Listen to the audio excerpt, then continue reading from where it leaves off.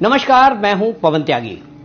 1 जुलाई से मोदी सरकार के द्वारा बनाए गए नए कानून लागू होने जा रहे हैं और इन कानूनों में जो प्रावधान किए गए हैं, आईपीसी और सीआरपीसी एक्ट को जो बदला है, जो अंग्रेजों के जमाने से चलते आ रहे थे, उन कानूनों में कुछ ऐसे कानून भी थे जिसमें आपको जानकर आश्चर्य होगा कि आज तक आतंकवाद डिफाइन नहीं था। जी हां, आपने सही सुना।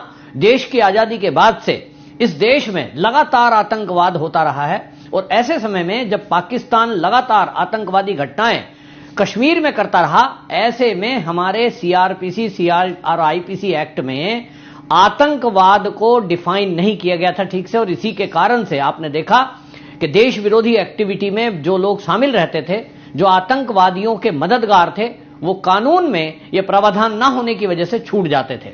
अब मोदी सरकार ने जो ये कड़े कानून बनाए हैं, उसमें 3 कानून बनाए हैं और उस 3 कानून को जब बनाया था तब ये विपक्षी पार्टियां हो हल्ला कर रही थी, इनको समझ में नहीं आया क्या करना है। लेकिन अब इनकी नींद खुली है जब संसदीय कार्य मंत्री ने यह घोषणा कर दी कि 1 जुलाई से हमारे नए कानून देश में लागू हो जाएंगे। अब इन्होंने पढ़ना शुरू किया, पढ़ा तो इनको पता लगा, अरे ये तो बड़ा सख्त कानून है।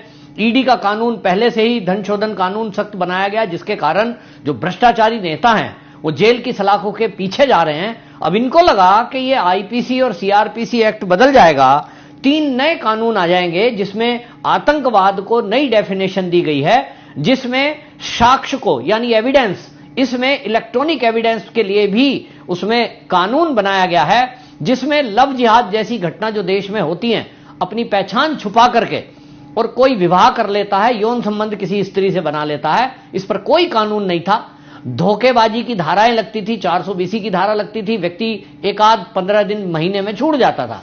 मोदी सरकार ने इस पर भी संज्ञान लिया तो ममता बनर्जी बुरी तरह बौखला गई।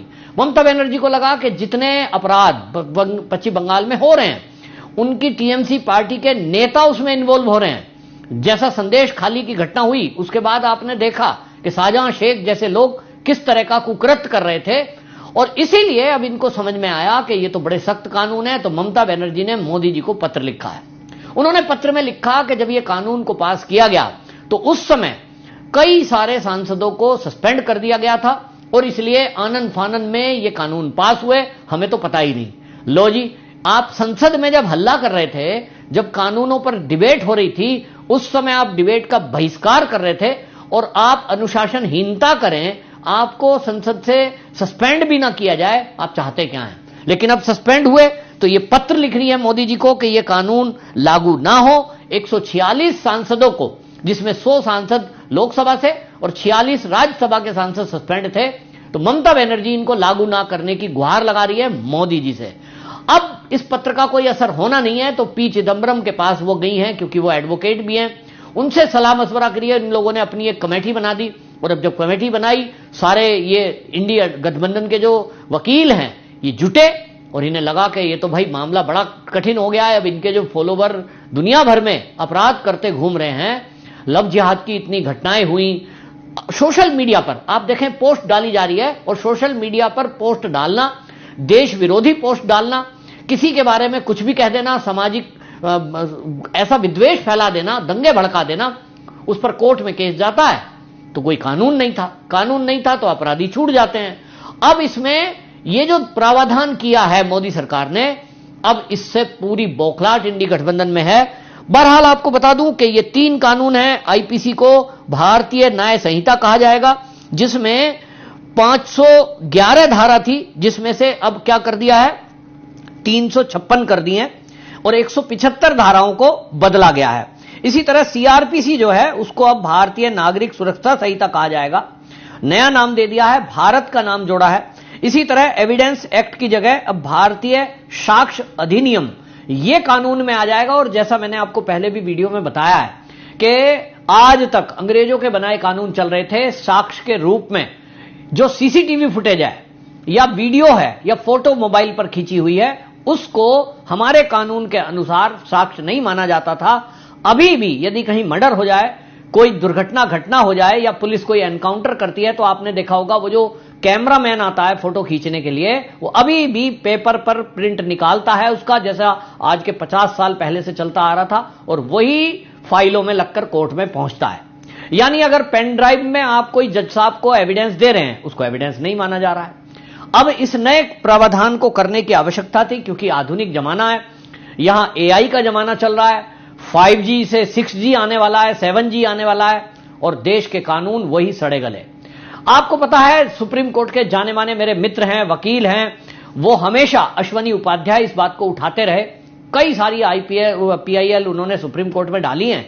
कानूनों को लेकर के वो हमेशा बताते रहे कि किस तरह के लचर कानून के चलते बहुत भयंकर अपराधी भी बहुत बार छूट जाते हैं, भ्रष्ट लोग छूट जाते हैं, और इसलिए इनको बदलने की आवश्यकता थी।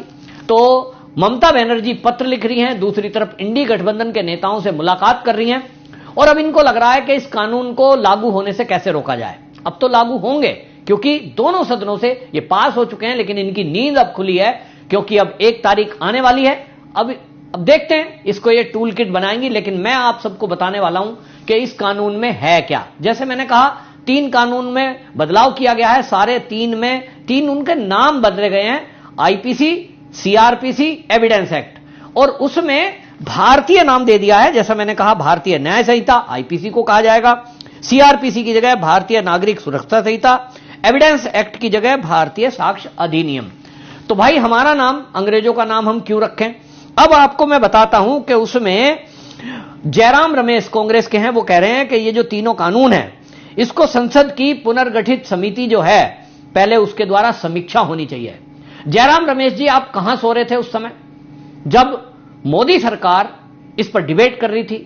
अमित शाह खड़े होकर सदन के अंदर एक एक कानून के बारे में बता रहे थे, तब तो आप वॉकआउट कर रहे थे। आपको संसद की किसी कार्रवाई से कोई लेना देना है नहीं, आपको केवल हल्ला करना है। अभी भी अगर आप ऐसा करेंगे, तीसरी मोदी का तीसरा टर्म चल रहा है, जैसा राहुल गांधी कह रहे हैं कि संसद का इस बार का सत्र कुछ अलग होगा, तो आपने हल्ला मनाने का प्रोग्राम किया है तो आप करें। मोदी जी ने निश्चित कर लिया है कि जैसे ये नए कानून तीनों पास कर दिए, आपको सस्पेंड कर दिया जाएगा अगर हल्ला करोगे, आपको बाहर कर दिया जाएगा यदि आप शोर शराबा करोगे, कानून का उल्लंघन करोगे, और मोदी जी अपना काम करेंगे। तो आप हल्ला करने की तैयारी रखिए।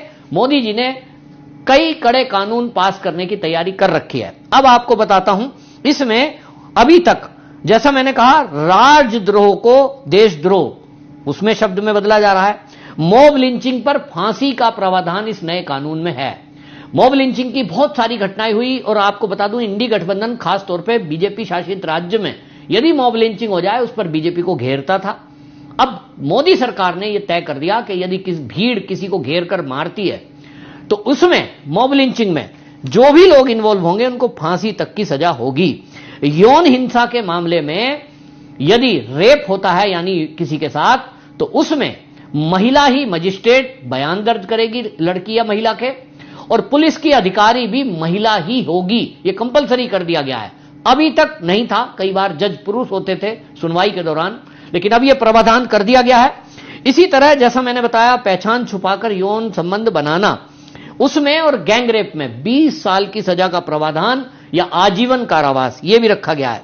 इसी तरह बहुत सख्ती के साथ इसमें एक बदलाव किया है कि FIR जो है वो 14 दिन के अंदर अंदर पूरी जांच करनी पड़ेगी, और जिस दिन कोई याचिकर्ता थाने पहुंचता है उसको हमने एप्लीकेशन दी, थाने में जाकर अपनी कोई घटना के बारे में 3 दिन के अंदर जांच के बाद FIR दर्ज करनी पड़ेगी, और उसके बाद जांच को 24 घंटे के अंदर जज के सामने प्रस्तुत करना पड़ेगा, मजिस्ट्रेट के सामने।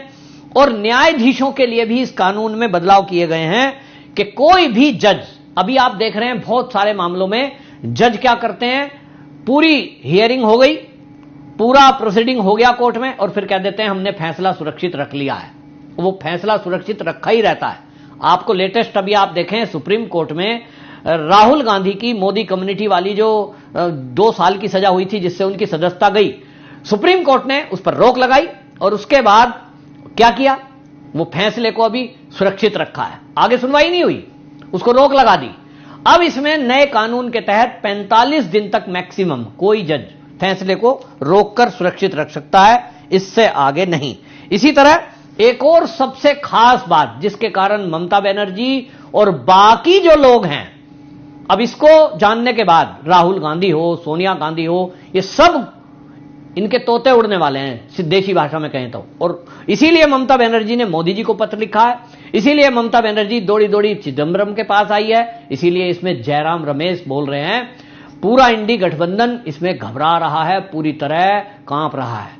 और वो कानून जो मैं अब बताने जा रहा हूं, मोदी सरकार ने इसमें प्रावधान किया है, वो ये कि जो भी भारत के घोषित अपराधी होंगे उनकी प्रॉपर्टी भारत में तो जब्त होती ही रहती है, लेकिन अब इस कानून, नए कानून के तहत विदेशों में भी, भारत के बाहर भी जो उनकी प्रॉपर्टी है, सरकार भारत के कानून के अनुसार उस देश की सरकार से आग्रह करेगी और प्रॉपर्टी विदेशों में भी जब्त होगी। यह एक ऐसा कानून है जिसके कारण जिन्होंने देश का लूटा और वो विदेशों में भाग गए, वो सब के सब की प्रॉपर्टियां जब्त होंगी। जिन्होंने विदेशी बैंकों में पैसे जमा कर रखे हैं, वहां बड़े बड़े बंगले बना रखे हैं, और इसके कारण से पूरे विपक्षी पार्टी में हड़कंप मचा हुआ है। लेकिन मोदी जी ने ठान ही लिया है कि 1 जुलाई से ये कानून लागू होने जा रहे हैं। मैं आपसे पूछना चाहता हूं कि जो ये नए कानून हैं, क्या ये लागू होने चाहिए, या जैसा विपक्षी पार्टी कह रही है कि पहले इस पर पुनर्विचार होना चाहिए? आपकी क्या राय है?